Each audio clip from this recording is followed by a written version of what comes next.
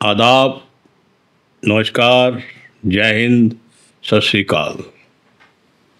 दोस्तों, किसी ने मेरे को बठिंडा से एक वीडियो भेजी कल, जिसमें वहाँ आईएमए की कोई मीटिंग हुई होगी। Must be some dinner meeting, I am not sure what was that, but IMA की मीटिंग थी। उसमें वहाँ के जो आईएमए के सदर यानी प्रेसिडेंट हैं, कोई डॉक्टर छावड़ा साहब हैं, वो अपनी स्पीच कर रहे थे। उससे पहले का पार्ट मेरे पास नहीं आया। वो जो अपनी स्पीच कर रहे थे, तकरीर कर रहे थे, उसमें ये जाहिर हो रहा था कि उससे पहले डीसी साहब वहाँ के बठिंडा के शौकत अहमद पारे साहब उनके चीफ गेस्ट रहे होंगे। वो वहाँ बोल के गए हैं और उन्होंने कुछ ऐसी तल्ख हकीकतें बयान की डॉक्टरों के बारे में, जिस पर उनको डॉक्टर्स को डिफेंड करना पड़ा और डीसी साहब को उनको अपनी तकरीर में ये प्रूव करना पड़ा कि डीसी साहब शायद गलत हैं, हम जो कर रहे हैं, डॉक्टर जो कर रहे हैं वो सही है। मैं ये पॉडकास्ट शुरू करने से पहले ही शौकत अहमद पारे साहब को तहे दिल से मुबारकबाद देना चाहूँगा। उन्होंने कम से कम जिगरा तो दिखाया, हिम्मत तो दिखाई, जज्बात तो दिखाए सच को सच कहने के लिए। हो सकता है उनकी इसके लिए कुछ कंट्रोवर्सी हो जाए, लेकिन मैं उस पर नहीं जाऊंगा। उन्होंने हिम्मत दिखाई। होता क्या है दोस्तों, चीफ गेस्ट जहाँ भी कोई जाता है, हम डॉक्टर्स की बात कर लें, आईएमए या पीसीएमएस या डेंटल डॉक्टर्स, कोई भी ऐसी एसोसिएशनों में कोई भी चीफ गेस्ट आता है, एक रूटीन की बात है, एक हफ्ते मामूल बात है कि वो वहाँ आकर उस प्रोफेशन, डॉक्टरी प्रोफेशन की बढ़ चढ़ कर तारीफ़ें कर कर अपना बुक्के शुक्के या गिफ्ट लेकर चला जाता है। ये शायद पहला ऐसा चीफ गेस्ट है जिसने डॉक्टरों को उनका आईना दिखाया और ये कहा उन्होंने कि आईना अपना ध्यान से देखा करो, चेहरा अपना साफ करो, आईना में कोई कसूर नहीं है। आईना तो ठीक है, चेहरे पे ही धूल है। वल्ला वो अपना गालिब साहब कहा करते थे ना, ताउम्र गालिब ये गलती करता रहा, ताउम्र गालिब ये गलती करता रहा, धूल चेहरे पे थी, आईना साफ करता रहा। तो शौकत साहब एक बार फिर से मुबारक। डॉक्टर साहब आईएमए के प्रेसिडेंट, उनका फ़र्ज़ बनता था कि वो अपने प्रोफेशन को डिफेंड करें, लेकिन वो भी जानते हैं, वो भी अंदर से मानते होंगे कि जो डीसी साहब ने कहा वो तकरीबन सच कहा। उन्होंने जो अलामतें हमारे अंदर आ चुकी हैं, इस प्रोफेशन में आ चुकी हैं, उनके बारे में कहा, जैसे रेफरल कमीशन, लैब का कमीशन, इन्वेस्टिगेशन सेंटर का commission, increase prices of medicine, इन सब के बारे में उन्होंने काफ़ी बात की। तो ये बातें सच हैं, कोई माने या ना माने, कोई तस्लीम करे या ना करे। हमने अपने पिछले ही पॉडकास्ट में ये बातें की थी, कुछ डॉक्टर्स के ऊपर की थी, भरे मन से की थी, दुखी दिल से की थी। हमें भी अपने प्रोफेशन, मैं भी इस प्रोफेशन से हूँ, 35 साल मैंने यही काम किया है, डॉक्टर रहा हूँ, लेकिन बेईमानी नहीं कभी की, एक पैसा रिश्वत का नहीं लिया, एक पैसा कमीशन का ही नहीं लिया, एक रुपया कभी किसी दवाई लिखने का नहीं लिया। लेकिन मेरे उस पॉडकास्ट के लिए मुझे किसी ने मुबारकबाद नहीं दी, मुझे गालियां ज़रूर दी गई। गालियां देने वालों में से कुछ लोगों ने मेरे को ये भी कहा, फ़ोन करके कहा कि तेनू की लोड़ है यार, तू क्यों अपने प्रोफेशन के पीछे पिया हुए हैं। होर प्रोफेशनां च सारे दुद्धे तोते हुए हैं, इंजीनियर सारे ईमानदार हैं, पॉलिटिशियन सारे ईमानदार हैं, पुलिस वाले ईमानदार हैं यार, है रेवन्यू वाले ईमानदार हैं यार। ਕਿਹੜਾ महकमा है ਜਿਹੜਾ ईमानदार है? मैं उन्होंने सारी गल्लां मानदा कि कोई महकमा हिंदुस्तान च ईमानदार नहीं है। मैं पंजाब की गल की, पंजाब मैं दावे नाल कह सकदा कोई महकमा ईमानदार नहीं है। इंडिविजुअल ईमानदार हो सकता है कोई देखा एक महकमे च, लेकिन महकमा कोई भी ईमानदार नहीं है। लेकिन मैं अपने डॉक्टर वीरां नूं, डॉक्टर भैणां नूं ये पूछना चाहना कि ये कहण नाल असीं दुੱਧ दे तोते हो जाएंगे? असीं अपना गुनाह माफ़ कर लांगे कि असी अपना गुनाह जो कि कर रहे हैं उस तो माफ़ हो सकते हैं? हरगिज़ नहीं। मैं दूजे नूं ये कह दा कि भाई तू तो बुरा है लेकिन अपने गुनाह ना देखा, अपने अंदर अपनी बुराइयां ना देखा, वो तो उस तो भी माड़ी गल है ना यार। ਅਸੀਂ ਇਹ हक तो रखते हैं भी दूजे ਨੂੰ बुरा कहीए लेकिन अपने अंदर झांकी नहीं मार सकते। मैं उस जो गल्लां कीतियां उस तो कोई इनकार नहीं कर सकता। मैं किसी भी फॉरम ते आके ये गल जो मैं कर रही कीतियां ने और कर रहा आके करन नूं तैयार हाँ। मेरा कोई साथ दवे ना दवे मैनू नहीं फर्क पैंदा, मेरा कोई डॉक्टर इलाज करे ना करे कोई फर्क नहीं पैंदा। मैं सड़क ते रुल के मर जा मैनू कोई फर्क नहीं पैंदा। कई लोग मैनू ये भी कहने भी तेरा इलाज नहीं करनगे हो, मैं कहा ना करन यार, ये वो जाने उन्होंने आत्मा जाने। लेकिन मैनू रब ने जिस वास्ते भेजा मैं तो कहा कह के रहांगा। अज मैं जिस टॉपिक ते गल कर रहा वो डॉक्टरों को मिलता होया NPA है। NPA means non practicing allowance. 16 तक ये 25% सीगा, उस तो बाद ये हुण 20% रह गया है।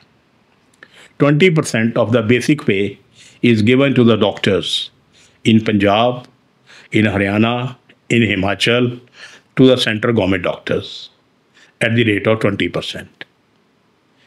और सबसे अच्छी बात यह है कि NPA का असली मतलब, चाहे कोई भी फॉर्म, कोई भी डॉक्टर, कोई एसोसिएशन इसको जो मर्जी नाम दे दे, जो मर्जी डिफ़ाइन कर ले, इसका मतलब सिर्फ होता है कि आपने अपने ड्यूटी आवर्स के बाद 8 से 2 या 9 से 3 अपने घर में और किसी जगह जाकर प्रैक्टिस नहीं करनी। अगर करनी भी है तो पैसे लेकर नहीं करनी। NPA का मतलब ये है। NPA का एक मतलब और भी है दोस्तों, जो मैं आप सबको समझाना चाहूँगा, क्योंकि हर एक आदमी डॉक्टर नहीं होगा जो हमारी पॉडकास्ट देखेगा। मान लीजिए कि मेरी बेसिक प्लस ग्रेड पे 80,000 थी, उसमें 25% ना सॉरी 20% मेरे को NPA दिया गया। वो 80,000 के ऊपर टोटल 20% दे के वो फिर बेसिक पे बन जाती है।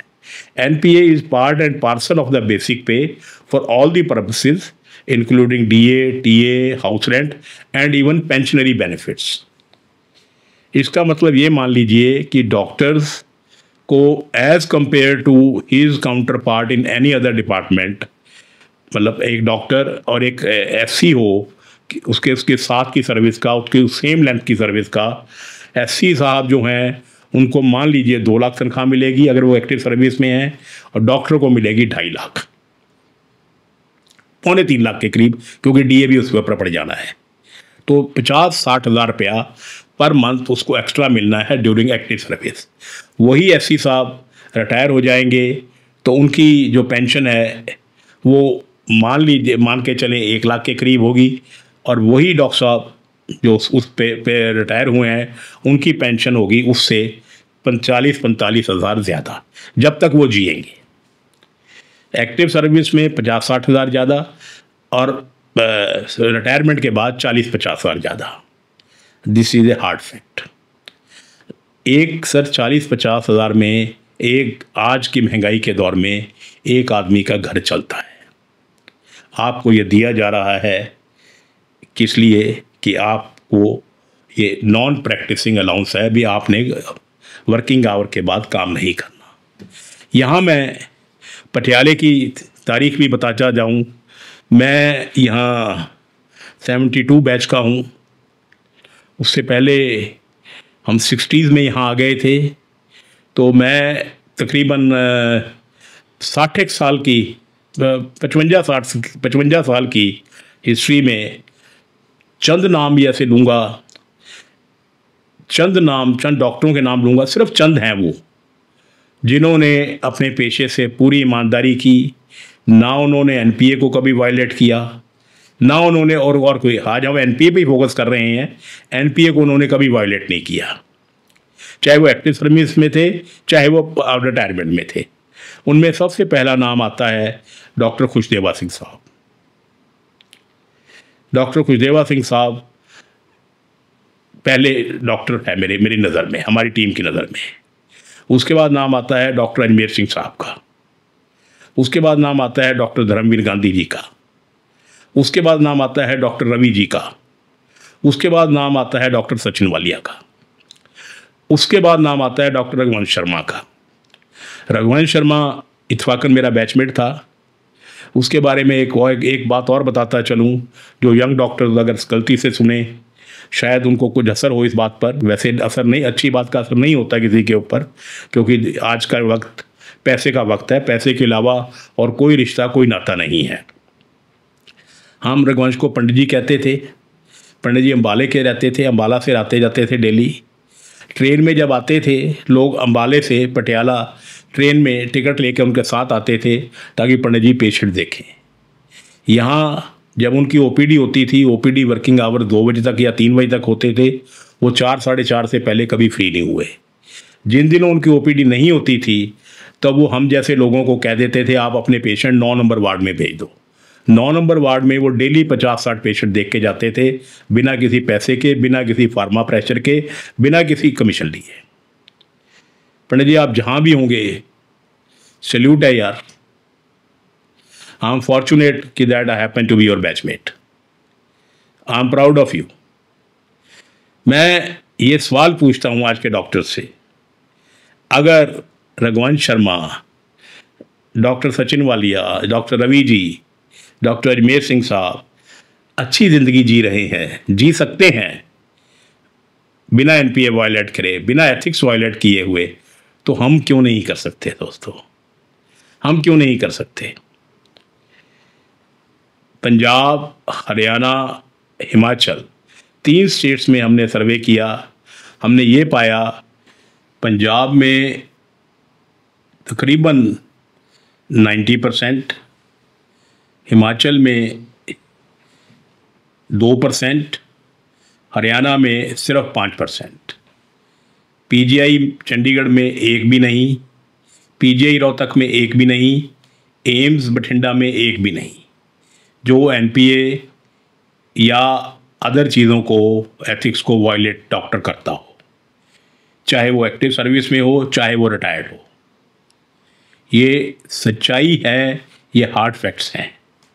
पंजाब में 90 से ज़्यादा हैं, वो एनपीए भी ले रहे हैं, चाहे वो एक्टिव सर्विस में हैं, चाहे वो रिटायर्ड हैं। अब मैं एक सिर्फ जाते जाते रिटायर्ड बंदों के लिए भी एक खास इन्फॉर्मेशन दे जाऊँ अपने ऑडियंस को। जितने पंजाब में रिटायरी डॉक्टर्स हैं मेरी तरह, 30% ऐसे हैं जिनकी प्रैक्टिस नहीं चलती, मतलब जिनका नाम नहीं है मार्केट में। वो अपनी मजबूरन कह लीजिए या वो जो भी कहिए, वो अपनी जो मिल रहा है उससे मुतमईन है, उससे गुजारा कर रहे हैं। लेकिन रिटायर्ड डॉक्टर्स भी पंजाब में, ये बीमारी सिर्फ पंजाब में है, या हॉस्पिटल्स में जाकर काम कर रहे हैं, अलग अलग हॉस्पिटल में जाके काम कर रहे हैं। कुछ लोग ऐसे हैं हॉस्पिटल जाने के बावजूद भी अपने घरों में काम करते हैं। कुछ लोग डॉक्टर्स ऐसे हैं जो हॉस्पिटल में नहीं जाते, घर बैठकर प्रैक्टिस करते हैं। अच्छा, प्राइवेट जो ये डॉक्टर्स रिटायरी हैं वो ये कहते हैं कि भी हमारा टाइम पास है। सर बिल्कुल मैं सहमत हूँ आपसे, 100% मुत्तफिक हूँ भी टाइम पास करना बहुत बड़ी समस्या है, इट्स वेरी बिग प्रॉब्लम।